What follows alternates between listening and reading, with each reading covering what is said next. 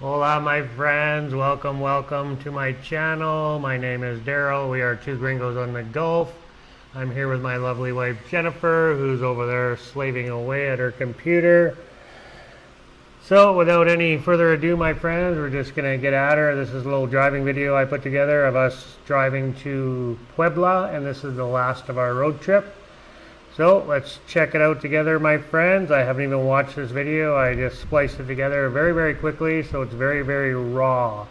But I hope you guys enjoy it, and I can talk about some tips and tricks that I've learned and what I've seen driving around here in Mexico in the past 3 years.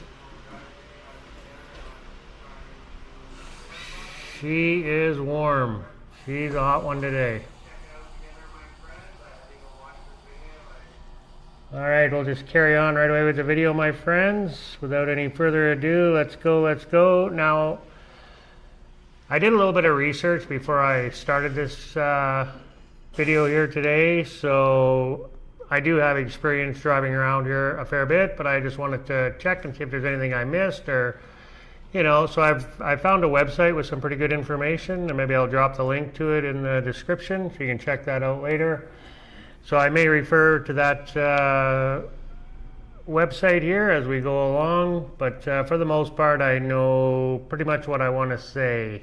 So I'll carry on with the video here, my friends. Here we are just leaving a rest area after grabbing a bite to eat and letting the dog out for a pee, and shot some videos and took a few pictures, so we'll carry on. Hey, Love Loud Cars, thanks for hopping on for 1 minute. I appreciate it. Thanks for the comment. So as I stated, we're just driving to Puebla here, and this is the last of our trip. Hopefully the volume's good. Let me know how that is. If you're still on, thank you. That's always a big concern, is the volume. How is the audio? Oh, and my laptop's about to die. Hang on 1 second, my friends. There we go. Should be good now. So this is quite a beautiful drive from Jalapa to Puebla here, guys. Very beautiful. The scenery was awesome. Traffic was pretty minimal. So a few things that I've noticed a bit different here from driving in Canada, of course, are the topes, so that's a huge concern. So watch for those. They're not always marked, so just be aware. So a tope is basically a speed bump, and they do have them on the highway as well in certain areas, so just watch out for those. And also potholes is a big concern here, you know, and the reason they recommend you don't drive at night is just for that reason right there, for visibility. People on the road, bikes on the road, animals on the road. So that's the main reason why they recommend you don't drive at night, and also to stick to the toll roads, which is also a safety factor. If the roads are going to be in better shape, better condition, and the roads are patrolled by the police a lot heavier than the free routes. So highly recommend. Thanks for that, Nathan. Really appreciate it. So Loves Loud Cars, you guys, check out his channel. His name's Nathan. He's up in Northern Canada, has an awesome channel. One of his videos just skyrocketed here now. It's at 2 million views, so make sure you hop on there and check out his channel and check out that video. So if you go to his channel, just go to his page and you can click on most popular videos, and that'll be right at the top, and you can check that out. So there's a plug for Nathan there, and we'll carry on. So that is the main reason why they say to travel at night or in the daytime and not at night, and to stick to the toll roads versus the free roads. Sometimes the free roads will be faster, sometimes, but for the most part, the toll roads are a lot faster. Now the toll roads they can get to be pretty expensive if you're traveling a long distance, so keep that in mind. I mean, they're not free. That's why it's a toll road. We don't have those in Canada, so I don't know if they do where you're from. I don't think they have them in the USA. I know in Canada to cross, like in British Columbia, to cross the you know, to go on the ferry and whatnot, you got to pay for that, but that's totally different. So, but yeah, I don't know of any toll roads in Canada that I'm aware of anyway. And as far as the U.S., I'm not really sure. We did a 3-week road trip in the U.S., and I don't recall, we never came across any toll roads there. So they're very, very common here. Everywhere you travel, there's toll roads. And you can get this device. It's called, what's the device called again, babe? Two-tag passing. Two-tag passé. And this is an electronic device that you can load. And when you drive through the toll roads, you can just hold that up. And usually there's a reader above when you're driving through the gate. And it'll just read it automatically, and you can carry on through. And if it doesn't read it, there'll be somebody at the booth where you pay. He can just scan it with his gun there, and then away you go, and you're off. So it does save from carrying cash with you, at least a large amount of cash. So I highly recommend that, and it is a lot quicker. It's convenient, and you don't have to carry as much cash if you're driving long distance. So very, very handy to have. Very, very handy. Now I notice here too, a lot of times if you're traveling on the highway or in town, you'll see a motorbike or a car and he'll have his left signal light on, and that doesn't necessarily mean he's turning left. He's indicating for you that you can pass him. He's going slow, you can pass. So that's quite common here. They'll have their left signal light on, and it just means to go by. A lot of times they'll be pulled over to the shoulder, so you can just carry on.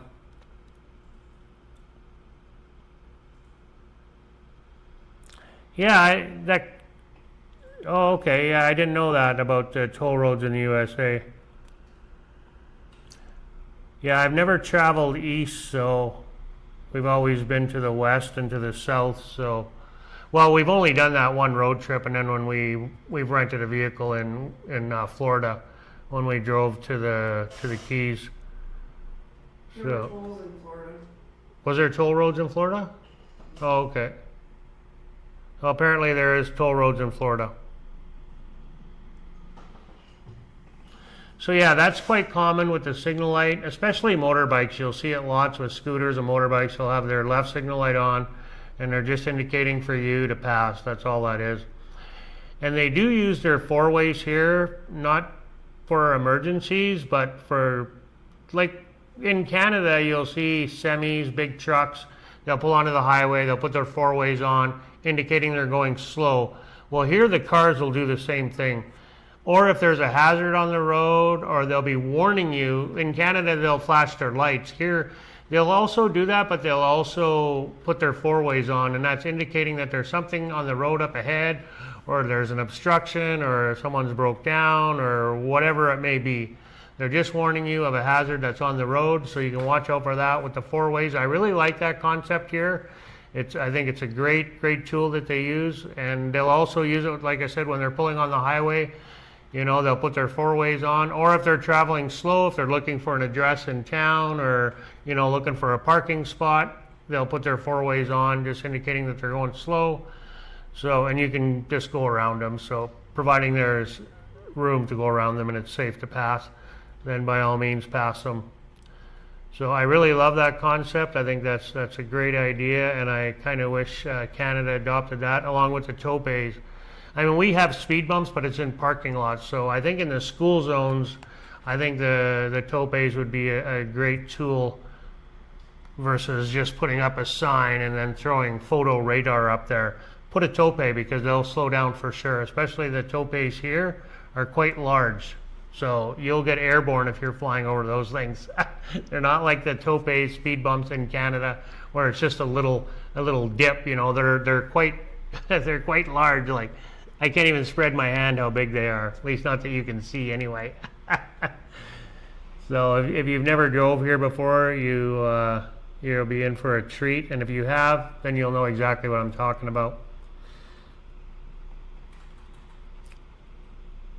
Okay, guys, I'm just going to refer to my website here, see what else I got. Yeah, so the road signs are pretty much the same, other than it's going to be in Spanish. And here in Mexico, obviously they use a metric system, so for us Canadians, not a big deal. It's all going to be in kilometers, just like what we're used to back home. For you Americans, you're going to have to familiarize yourself, which I'm sure most people have now anyway, this day and age. So, 100 kilometers an hour is roughly 60 miles per hour. So, familiarize yourself with that if you're still on the imperial method. And obviously the distance as well is all going to be in kilometers versus miles. So, and if you're renting a car, or if you're, borrowing a car, familiarize yourself with the vehicle, before you go on a road trip. Go for a drive, see how the brakes work, see how the steering is, just familiarize yourself with the vehicle. Make sure all your fluids are topped off, your tire pressure, the typical stuff that you would do before you go on a road trip, right? Make sure your tire pressure is good, all your fluids are good, your fuel. Before we carry on with the fuel, we will talk a bit about that. Here in Mexico, you don't pump your own fuel. Every gas station you go to, there's going to be a guy that's going to pump your fuel for you. Make sure to tip the gas attendants. It's greatly appreciated. Doesn't have to be very much, 10, 15, 20 pesos, whatever you feel. If the guy's really nice, does your windows, checks your oil, does your tires, you can give him a little bit extra, 50 pesos or whatever you feel comfortable tipping. It's greatly appreciated for sure.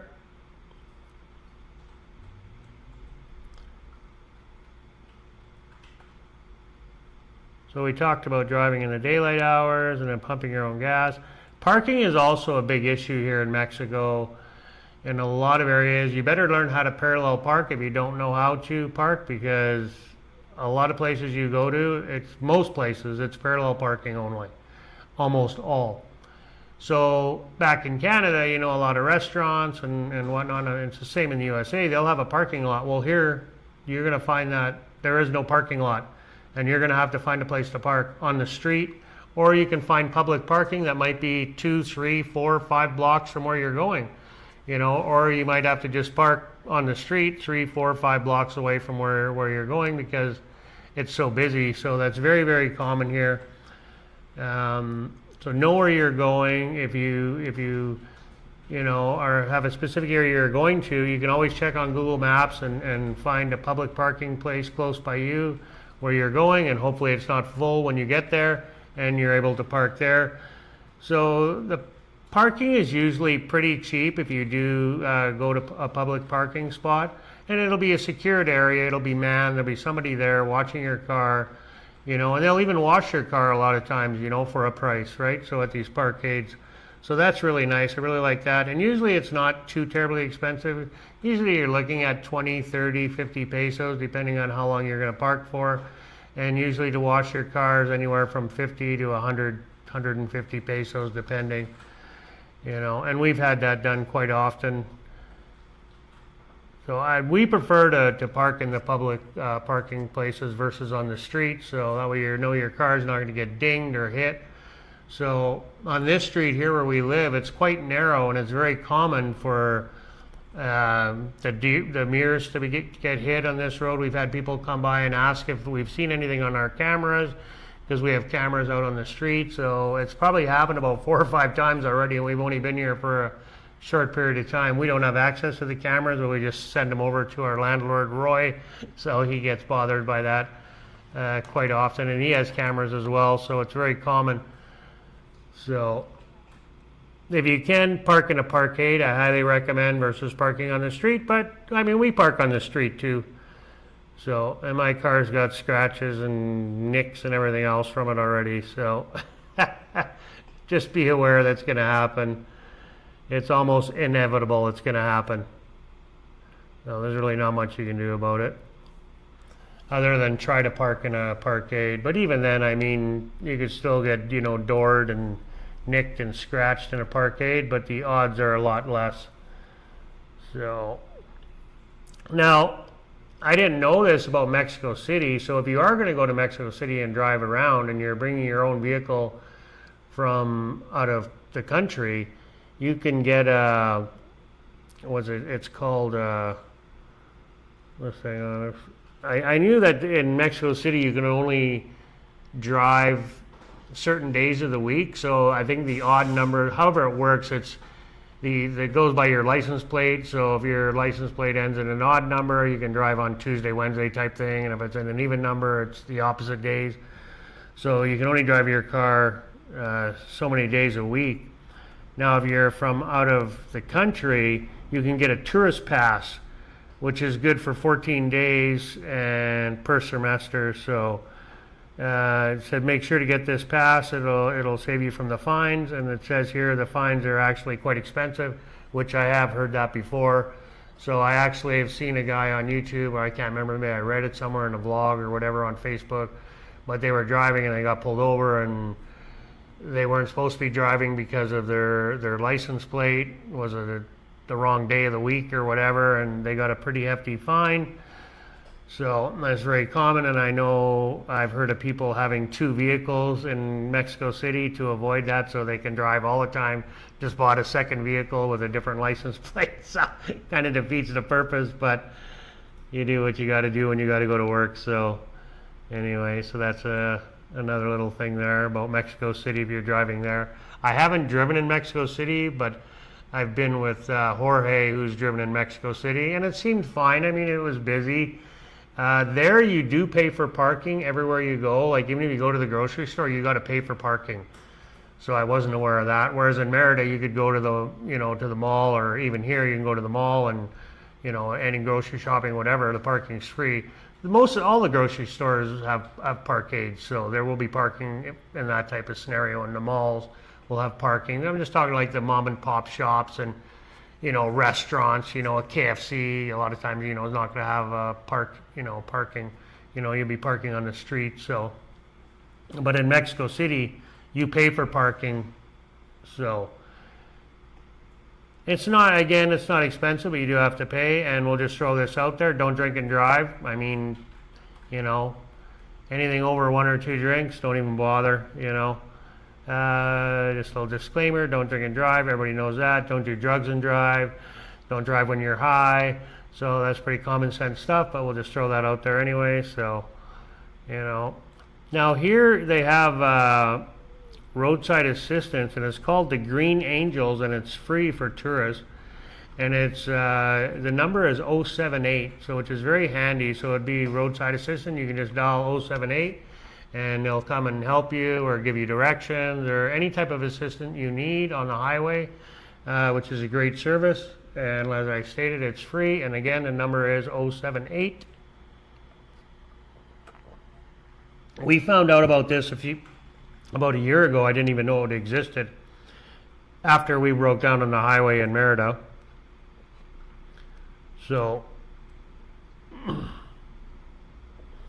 Mexican car insurance, I mean, we have car insurance. It's about the same as what we pay back home in Canada.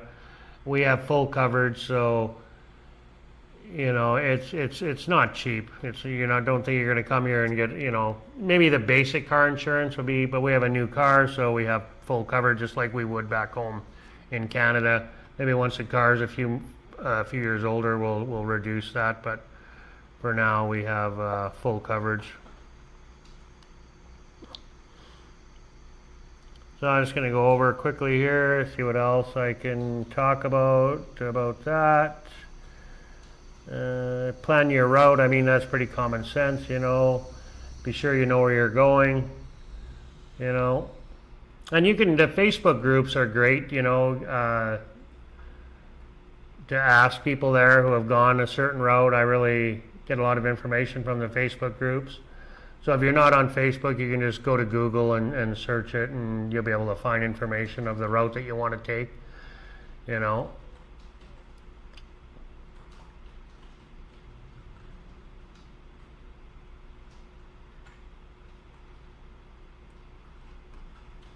Let me log back in here, guys. What's going on?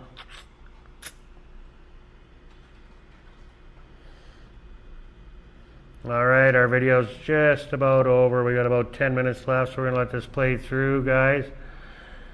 Now, I don't have this video right to the end where we get into the city, so next Monday we'll finish up with the rest of this video where we actually get into Puebla, and we'll drive through the city of Puebla. So this video will end shortly before we get to the city. So another thing about driving on the shoulder of the road, so make sure, it's very common. You'll see a lot of these guys here driving on the shoulder of the road, and for good reason. He's making room for me to pass, and then people will pass with oncoming traffic, right? So it's very common. You'll see that people are driving on the shoulder of the road. Very, very common. Everyone here is driving on the shoulder of the road. Even the oncoming traffic, they're driving on the shoulder of the road. So it's very, very common here.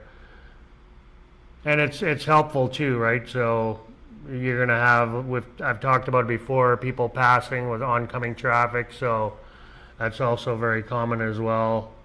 So everybody drives on the shoulder of the road. When I first got here, I didn't really understand that. Why are they driving on the shoulder of the road? But then as I drove here and longer and longer, and then did a little bit of research, and that's why. Because of people passing. In the Yucatan, it wasn't really that big of a thing, but when we left the Yucatan, we really noticed it quite a bit. But a lot of times in the Yucatan, we were driving on 4-lane highways, so it wasn't really an issue. Until you get on the 2-lane highways. So it's very, very common.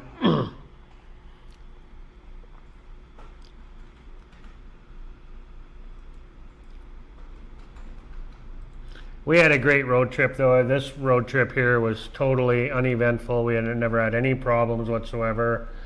That's another thing I want to say. Make sure your gas tank is always full. You drop down to a half a tank, quarter of a tank, especially get to a quarter of a tank.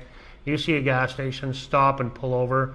Because I find here in Mexico, a lot of times the gas stations aren't as abundant as what they are in Canada. So I'm a firm believer, as soon as my gas tank starts getting below half a tank, I start looking for a gas station.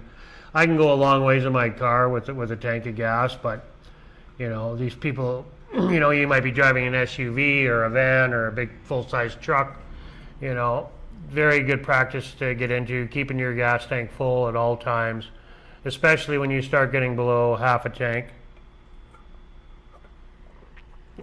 Hey, the buck stops here. Thanks for hopping on. Really appreciate it. I've changed my times for my live streams, guys. So on Monday, I'm having a hard time getting things together and motivated to get on by noon. So I'm going to change my time to 2 o'clock on Mondays. I've put it in our description. So maybe I'll post it on the community page every Monday what time I'm going to go live. But I'm going to try to go live by 2 o'clock on Mondays, so 2 o'clock Central Standard Time. So if you're in Edmonton, it'll be the same time. So, was it getting a lot of noise from the fan, babe? Oh, okay. Well, I guess I'm gonna cook so we can have good volume. So, yeah, I really appreciate you hopping on. Greatly appreciate it. So if you're just getting on, we're just driving to Puebla here. There's only about 7 minutes left, and then we're going to cut this short. So that's the other thing. I want to keep my lives no longer than a half an hour. That's it. Unless I'm doing a walking live out and about, but other than that, I'll just keep it to a half an hour. So just some tips and tricks that I've learned here driving here in Mexico. I think a lot of people are a little bit intimidated by driving here in Mexico. You don't have to be intimidated. I'm going to drop this website that I found I didn't really get much information off of it that I didn't already know, but if you've never driven here, it'll be a good source for you, as well as the video here that I've repeated some of it, but they did have a couple of things that I kind of forgot about, which was the Mexico City thing. And other than that, there really wasn't too much more that I didn't already know. So yeah, there's no need to be intimidated driving here in Mexico. Just be aware also that like a lot of times in Canada, we'll leave a space, and the USA is the same. And traveling in between vehicles. Well, here they'll just I mean, it happens at home too, where, you know, they'll just pull right in front of you. You know, you want to leave 3 car lengths, you know, and all of a sudden now you got 2 guys pulling in front of you. So that's very common here too. So if they can fit, they're going to go through. And the motorcycles driving in town, just be aware, like in Canada, the bikes pretty much follow the rules of the road for the most part. But here they don't. They'll split lanes. They'll drive in between vehicles at the lights. You know, you'll be parked at a light and 4 motorbikes will come right by, zipping in between you and another vehicle, or, you know, on the wrong side of the road they'll be passing. You know, so be aware of that. The motorbikes and the cab drivers are probably the most annoyance that you'll have on the road here. What I find, especially the motorbikes, like I said, it's not really that big of a deal, but you'll get 3 or 4 of them. They'll pull right in front of you at the lights, and, you know, they're over above the stop line, and then a lot of times they take off and they're going slow, and a lot of times they're these delivery drivers, you know, Diddy drivers and, you know, Rappy drivers that are delivering food and whatever, delivering, you know, stuff to people. So they're just crazy on the road. Actually, last week we were driving down the old highway and I had missed my turn, so I put on my signal light. We were on a mountain road, windy mountain road going, and I was not going very fast because I don't know the road, so I was going slow. And there's topes, big speed bumps on the road, you know, so I was going slower than what I normally would travel because I don't know the road. It was my first or second time on the road. I think it was my second time. And it's a windy mountain road. Anyway, I put on my signal light to turn left, to turn around, turn into a driveway, an approach or whatever it was to turn around. And this motorcycle was passing me as I turned, and I just about hit him. He honked his horn like I was in the wrong. I had my signal light on, buddy, like, you know, and I missed him, I swear, like inches. It was inches. So just when I was turning, I looked, and he was in my blind spot, and then when I was already mid-turn, all of a sudden he was right there, you know, right beside my mirror, just in front of us a little bit, right where I could see him. And yeah, luckily we didn't hit him, thank God. But yeah, it's here when you're driving, you pay attention. Like, you got to be paying attention when you're driving. You really, really do. It's not like driving back home in Canada, especially Saskatchewan. You know, where you just drive and, you know, you go, oh, this is no way. Here you got to be fully alert and fully aware of your surroundings. I mean, you should be back home, but I find we get complacent when we're driving, you know. And we all do, you know, we get complacent, so it's, be very alert when you're driving here, very, very alert. So, and always when you're parking too, I've had it where, you know, you'll look at the vehicles here and they'll pull right up to your bumper like this far away. So give yourself room so you can get in and out of your parking spot.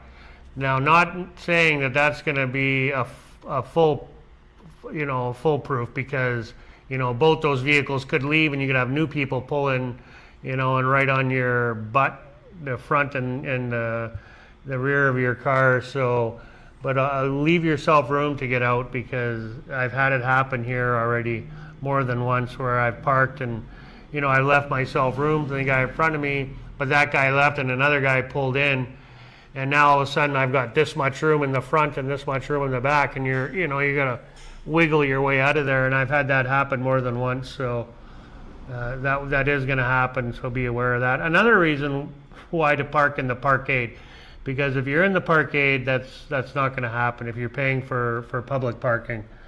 So that's not going to happen. It's only when you're doing the parallel parking on the street. So parking is primo here. I talked to this local guy I know here, Fernando, and he's thinking of taking some property that he has and turning it into a parking lot.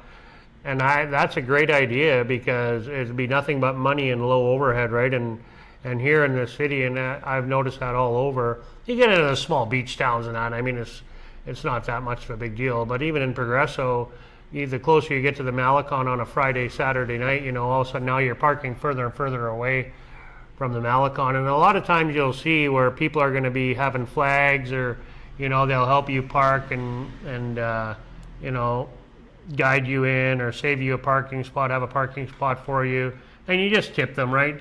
5, 10, 15, 20 pesos, hopefully more than 5, but we try to give 20 pesos in that situation if a guy's parking me and helping me, guide me into a spot, has a parking spot for us. You'll see that quite common here in Progreso. It's very common by the bank, by the BBVA bank. There's a guy there all the time, every day, with his red flag helping people park, and This is Jennifer. so it's very, very handy. Very, very handy. I really do appreciate that. Okay, no problem. So that's it, guys. That's my tips and tricks for today for driving, and we're going to continue this video next week. And I hope everybody has a good day. God bless everybody out there. And as always, peace on earth. Be kind to one another. And that's it, my friends. Adios. Hasta luego. Thanks for hopping on. Loves Loud Cars. The buck stops here. Appreciate your comments. And Friday will be our new video, and it's going to be the car show video. So a little extra information for you guys for being here. The car show video will be Friday for all you car guys out there. It was our first car show, my first car show, and Jennifer's here in Mexico. We had a great time. I'm probably going to get flagged because there's music. The last 3 videos I've had have been copyrighted, so I don't make any pennies off of them whatsoever, and it's probably going to be the same for the car show, which whatever, I don't care.